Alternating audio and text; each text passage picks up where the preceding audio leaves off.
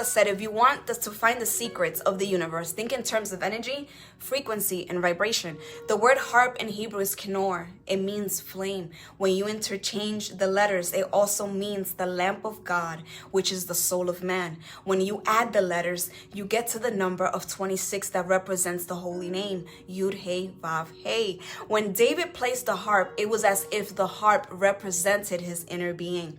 There are different harps with different numbers of strings. But when David was called to the palace, the harp was 7. It means royalty. The 7 strings represent our 7 emotional attributes, the 7 days of creation.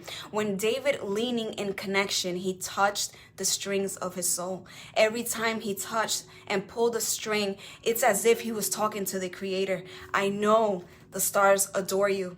I know the planets revolve in worship. I know the seas talk about your greatness. And although everything demonstrates your majesty, your design, your image also has a praise for you.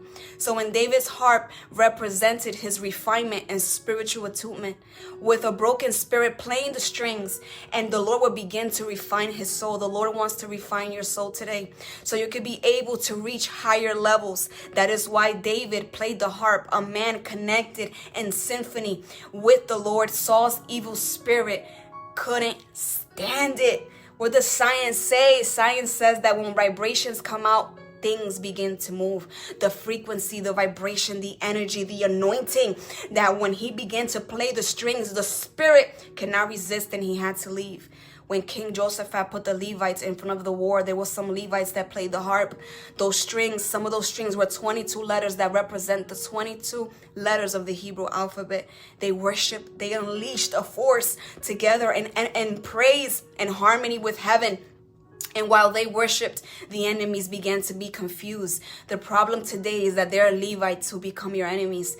They don't understand the power of their identity. And instead of being in harmony, they begin to use their frequency to attack. There were different instruments that they used, and they were not in war with themselves. Their strings were different, but when everyone was in symphony, they began to praise. Why do you think it's called universe? It's one song.